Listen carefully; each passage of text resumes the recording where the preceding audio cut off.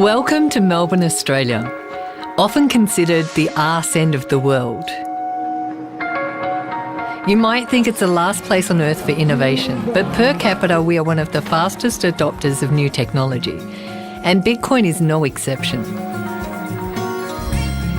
Early in 2014, mainstream media led the world to believe that Bitcoin had collapsed, when in fact it was only the fall of a single exchange. The price bounced back within days. Now that's an event that is unprecedented in the financial world. But the same media outlets didn't want to run that side of the story.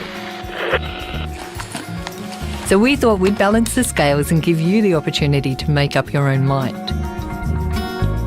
This three-part mini-series will introduce you to some of our innovators, our startups and merchants, our visionaries, and we'll share with you tales of success and the tales of loss. Bitcoin is basically the future of everything. I'm not talking money, I'm talking everything. There's always going to be the early adopters that are there right at the start. And I think in 20 years' time, we're going to look back and think, how could we have actually dealt with physical cash? Bitcoin itself was worth zero for 8 months after it started, and then it gained a value. And why it has that value? Well, it's one of those questions people ask when they first get into it. Because the first reaction is always like, what is that? And then you're like, oh, it's a Bitcoin machine. And they get so excited. They're like, really? That's a thing now? Yeah, it has no borders. The end game could be that it's an accepted worldwide currency. One of the reasons Bitcoin is attracting such attention is because it's owned by the participants. There is no governing body, and it's available to everyone, regardless of your credit history or geolocation. Bitcoin stems from a platform where people openly collaborate, sharing ideas to develop solutions to complex issues, the results of which are then free for anyone to use or further develop. Quite naturally, from this mentality, people started talking about creating virtual currencies, now known as cryptocurrencies. eGold and DigiCash were two such attempts. However, their centralised nature meant they were easy targets for governments to shut down. In 2009, a mysterious entity known as Satoshi Nakamoto published a white paper to an online community of cryptographers. Security experts and hackers went through the paper looking for weaknesses. Instead, they collectively decided it was bulletproof. In 2010, WikiLeaks made headlines when their accounts were frozen. Under pressure and in the spotlight, they announced they would start accepting Bitcoin. Knowing the code was in its infancy, Satoshi responded with, "WikiLeaks has kicked the hornet's nest, and the swarm is headed towards us." Shortly afterwards, the lead developer Gavin Andresen told Satoshi he was going to a meeting with the CIA. Satoshi disappeared, gone without a trace. What was left behind has rocked the world in 5 short years. Its story has been driven by a passionate community of people from the ground up. We're living in an age where the speed of innovation is critical. Environments that encourage people to collaborate and act quickly on ideas are gaining momentum. This is happening in physical spaces as well as the online world. Welcome to the world of the co-working space.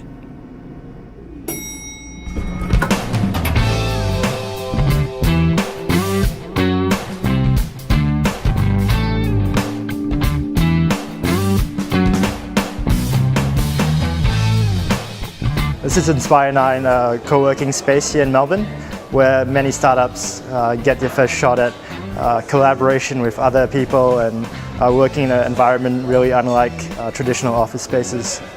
You find a lot of resources in other designers, developers, and even business people who are willing to help out and give input into whatever project you're working on. Some really good startups like Adioso, Rome to Rio, Uber were based out of Inspire 9 as well. So it's a great place for people to tap into the resources of the local startup community.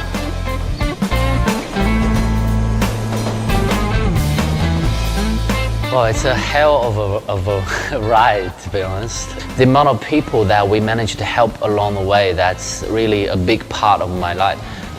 We're not doing it for anything else besides our passion, same like people do project on us for their own passion. And so it's a great experience for me. I would, if I go back, 3.5 years ago, I would do it again, but I probably take half a year break before I start.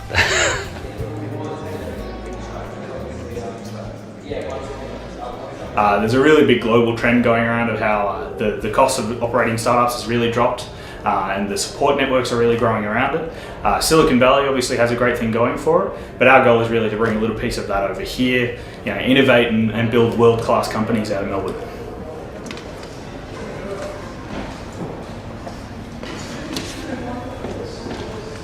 So for people who have been going crazy working from home alone, coming to a co-working space is like a breath of fresh air. And for people who are working at the moment, this is a great alternative to a larger corporation or a big business where maybe the culture is a bit stale. We do believe in doing business, for good. So people, planet, profit. It's also known as the triple bottom line. Essentially what that means is you can never make any business decisions or financial decisions based on profit alone. You do have to take into consideration the people and the planet as well. So while co-working spaces are ideal networking environments to build and create businesses, a cryptocurrency is created by a global network of computers that communicate via the internet. This setup is known as mining, and the people who run them are called miners. George from The Hub explains.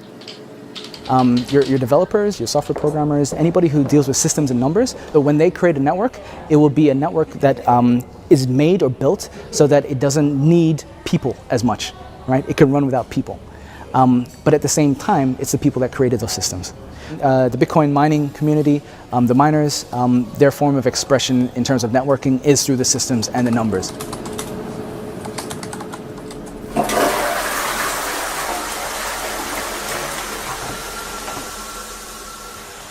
First computer I ever built. That was doing well for about a month and realised, okay, shit, this might be profitable. Build our second. So they're 7970s. They're running Windows.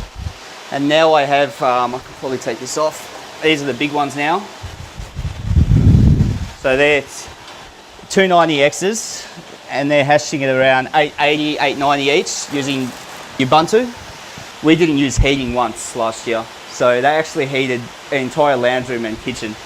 And there was times where we had to open every window in the middle of winter because it was actually too hot. So they did a good job. I've worked out that the concrete is basically a big heat sink, and it extracts cold air off the bottom, and I've pumped cold air to the top, and then I've got an extractor here which pumps to the roof. So sustainability.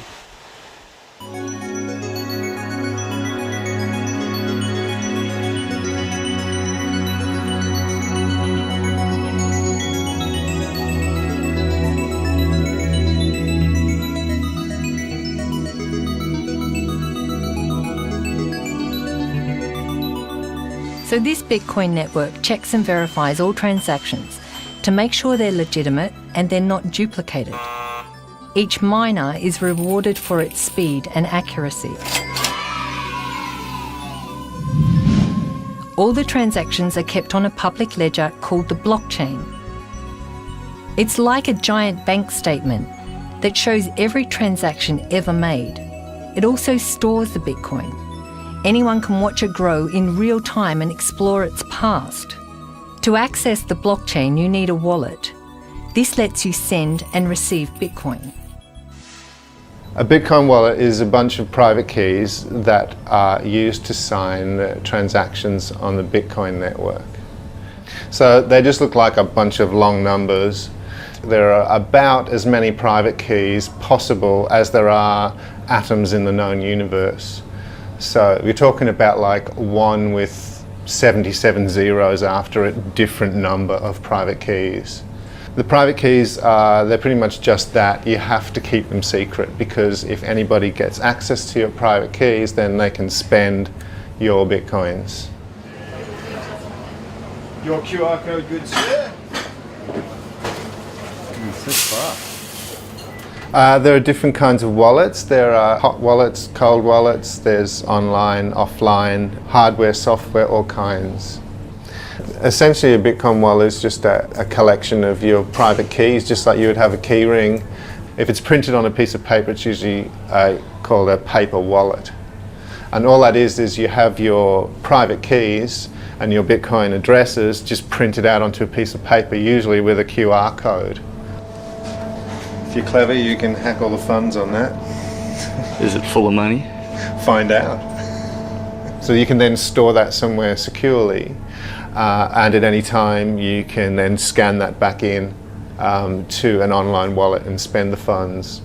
So you can compare a cold wallet to a safety deposit box, whereas an online Bitcoin client is just sort of like using a bank account. You would use a thin wallet just in sort of everyday use. You wouldn't hold all of your Bitcoins on that, just as you wouldn't hold all of your money in your wallet. You would just carry a small amount of Bitcoins around on a thin client, maybe on your mobile phone. This is the most convenient way.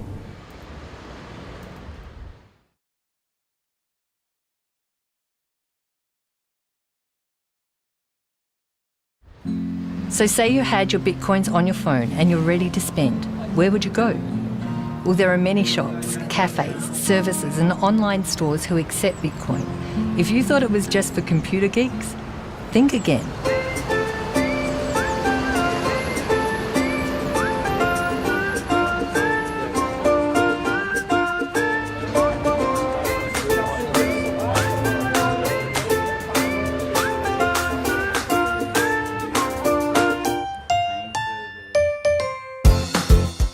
My name is Jenny.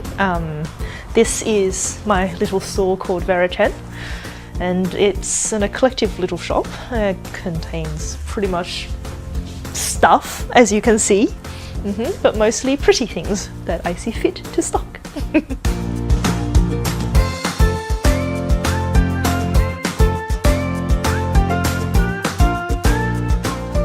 These little things here were the first product that Veriten ever sold to someone who purchased with Bitcoins, and since then I have renamed these products to BitBunny.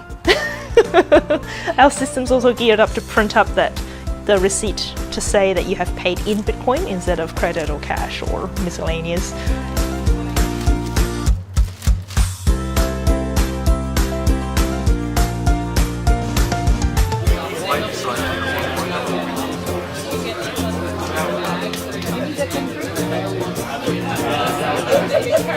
My name's Gary Passfield. I'm the licensee of the Old Fitzroy Hotel in Woolloomooloo, New South Wales, and I've been here for 15 years and I accept Bitcoin.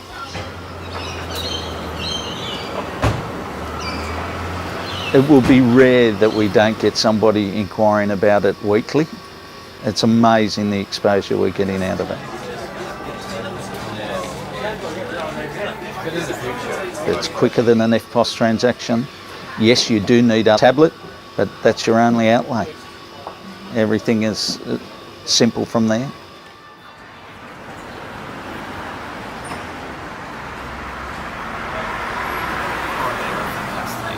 Then a little bit of white Belgian chocolate go on top. Make it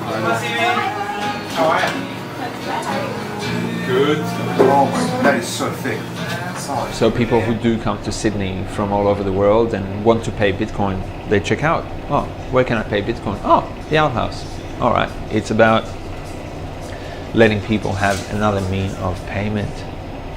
Why do we need the Australian dollars, the American dollars, the euros, the rubles, whatever it is? For me, it does go back to imagine all the people living life in peace, you know? Imagine no countries.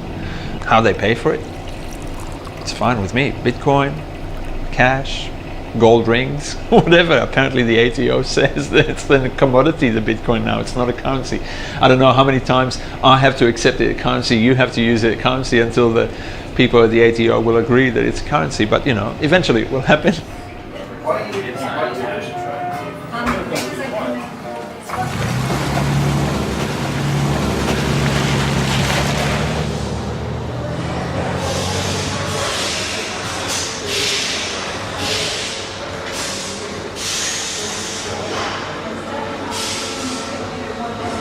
So Tamar is building the flux capacitor at the moment.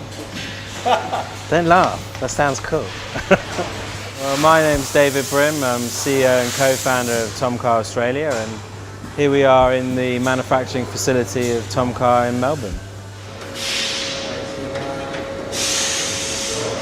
Tomcar is a rough, ready, hardcore machine that you can fix it yourself. And we are peer-to-peer. We speak directly with our end user. And we name every change after a customer. So there's a sheep station in Western Victoria who wanted an extra grab handle on the driver's side. So that's Deborah and David Bain. So now we've named the grab bar the Bain bar. So you can order the Bain bar now. The high gearing is named after Peter Crombie, who has a big cattle station in Longreach. So the Crombie set for the gearbox, and there's a number of other things like that. We came across Bitcoin through the Melbourne community. I heard about it, and we got interested, and we looked into it, and then we found out some of our suppliers take it. You know, we had a test with one of our suppliers. We bought some parts, and we saved some money internationally. So we've trialed it now with a number of suppliers, and it works, and we're still using it. And then we thought, you know, why not take it? Unlike large corporations who have dedicated finance departments, small businesses are often left in a frustrating world to fend for themselves. Even something simple like sending money overseas can take up valuable time and present large fees that nobody can account for. Latin America, for example, sending money to bank stairs fraught with robbery. I've even lost money, you know, where the bank said it didn't arrive. It's gone through a third-party bank. It's gone through an American bank to be sent to a bank in Guatemala, for example. You pretty much always lose 5% if you're dealing with Australian or UK or American banks. I pay over $1,000 every single year between just tiny little frivolous bank fees. And given how much the banks make out of your personal accounts, my personal account, everybody else's credit accounts, there are fees, there are charges, there are interest rates. They make so much money already. They don't have to take any more, but they do. Still, every single day, every month, everybody gets billed. Whereas with Bitcoin, it's money within your hands. You have the power, you have the controlling share of exactly what you hold, and there is no need for banks to take a cut out of that, and they don't have to. I lose more money out of credit cards than I've ever lost out of Bitcoin. And credit cards, people can walk in, and they regularly do walk in, present a credit card with ID, and walk out without paying or doing the transaction. If they don't return to pick up their cards, we've lost that sale. And I've had sales that have been hundreds of dollars that they've walked out on. It's cheaper for them to get a new ID and a new card. But as I said, there's absolutely no problem with Bitcoin.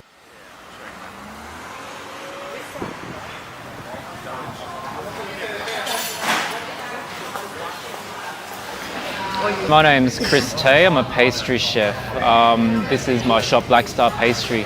We had the first Bitcoin ATM in Sydney installed here about 4 months ago. Yeah, it's been great.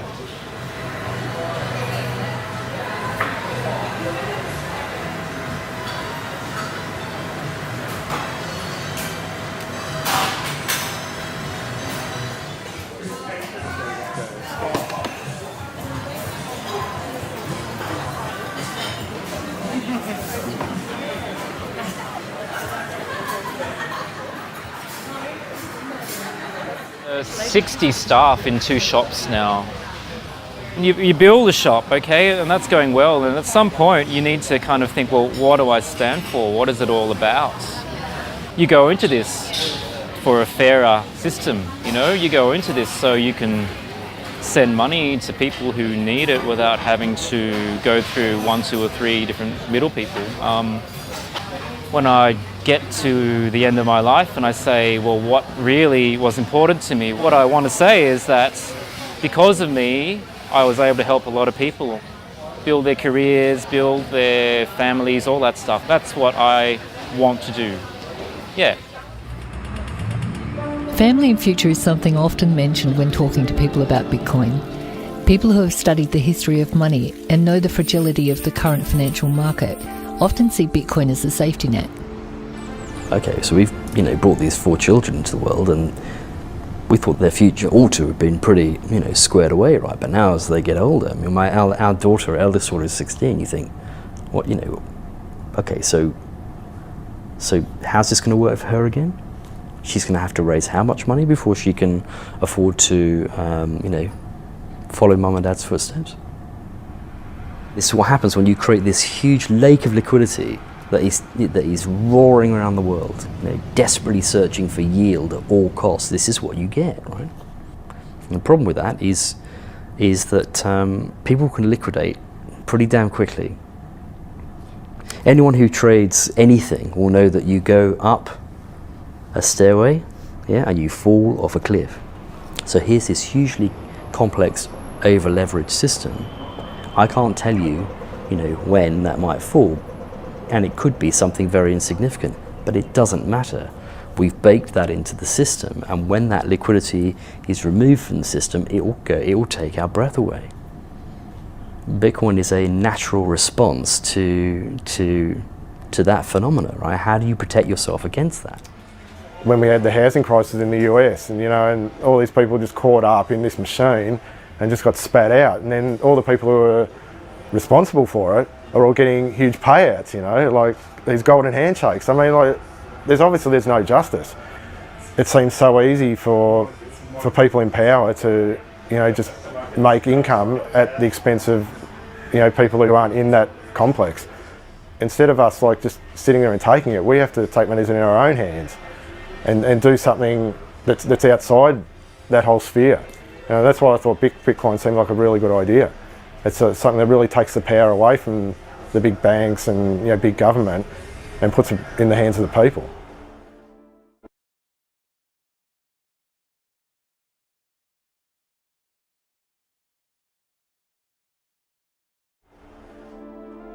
Government regulation is a hot topic, especially when sensitive personal information is requested, then filed away in a centralised system the public have no access to.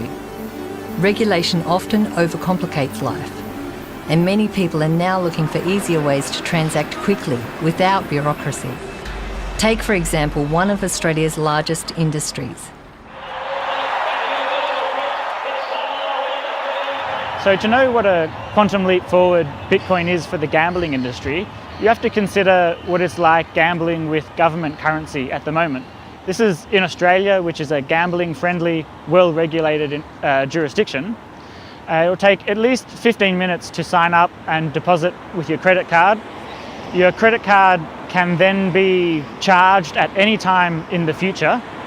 All the information you've given them, such as your email address and your postal address, that could be stolen or sold at any time in the future. Then when you want to make a withdrawal, you'll have to verify your ID by sending in a copy of your credit card, sending in the front and back of a government-issued ID, and sending in a utility bill. And then you'll have to wait 2 days for the withdrawal to come. Now, if you used Bitcoin, you can do all of that in less than 2 minutes. Less time than it takes me to explain how long it takes to do it with government currency. And you'll also be able to bet anonymously. You might value your privacy from people you live with. You might be worried about tax implications. You might be worried about legal implications. So Bitcoin can get around all of those problems. Gambling is just another thing that it makes easier. But it's a very popular thing, which is very difficult with government currency.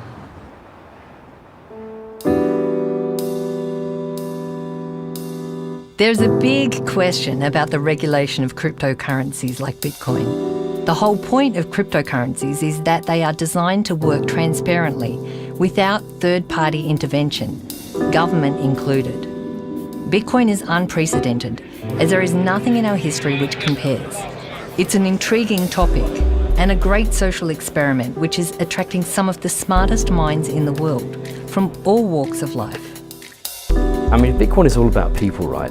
This huge wave of distributed sort of, man, something's got to change, and let's do it. That's what we want to harness. you present people with such a no-brainer that they run out of reasons to say no. And I think if we can achieve that sort of groundswell of support by providing people with the tools that they need to make that difference, then that would be huge. There's a lot of unbanked people in the world, people who don't have access to the world economy. They're pretty much shut out of a bank account. And because Bitcoin is as cheap and easy as sending an email, it's going to make a lot of difference to a lot of impoverished people who are unbanked or underbanked. And as long as people create value for it, which they will, you just can't kill it. It's in too many places, it's everywhere. One thing about Bitcoin is that the rate of growth is most certainly faster than the internet was. People always say, so what should we expect? You know, how long is it going to take to get mainstream adoption? I say, how long do you think it's going to take for the internet to have mainstream adoption? It was in fact only 7 years ago there were no smartphones because they hadn't been invented. So that required everyone to get a new phone, for pieces of hardware to be developed, to be distributed, to be sold in shops. Bitcoin doesn't require any of those things to grow into a commonly used thing. It's more like Twitter adoption or something like that. It just requires someone to poke their screen a little bit and, oh wow, now I've got a Bitcoin address. Well, I guess I can start accepting Bitcoin. Anyone want to sell some to me? Yeah, sure, I'll do that right now. Bam. Cryptocurrencies such as Bitcoin bring absolute transparency to the table. The concept is starting to gain respect from skeptics, and it's encouraging conversation about alternatives to our current archaic financial system. The study of nature shows that change is a constant, it's an evolution, and an integral part of our survival as a species. Our ideas are a reflection of this. We can either protect our ideas by locking them away, or we can set them free and test them against a changing world.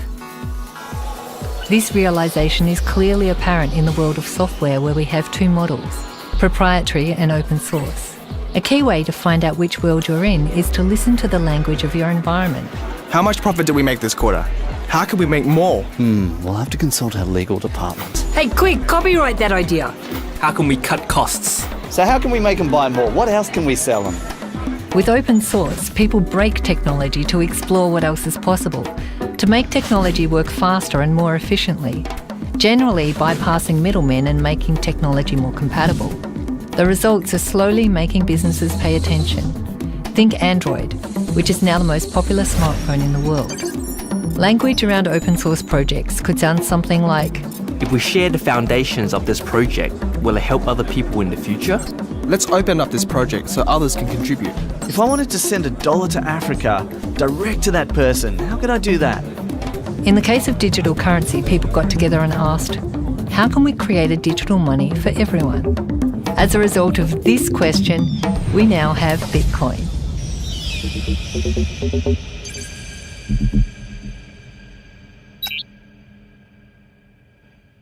Bitcoin will solve some problems, but it won't solve every problem, and it's not going to be solving democracy for us. It's quite a controversial thing to say, but I think Silk Road was probably one of the better things to happen for Bitcoin. From a legal perspective, a lot of the people in the legal industry I've been speaking to are fascinated because it's so rare that the law has to deal with issues like this. We live very much in a society where there's a lot of controls put on us, what you can and can't do, or what you should and shouldn't do. Bitcoin sort of challenges that idea. I've hugged it as well. When it's not working, I'm often thinking, yeah. I said the exact same thing. Yeah. I give it hugs all the time. I'm like, hey buddy, how you doing? If you're a Bitcoin innovator and you feel like you've got something to contribute, or you'd like to collaborate, or if you're interested in sponsoring us, let's talk. Until then, see you round like a Dogecoin.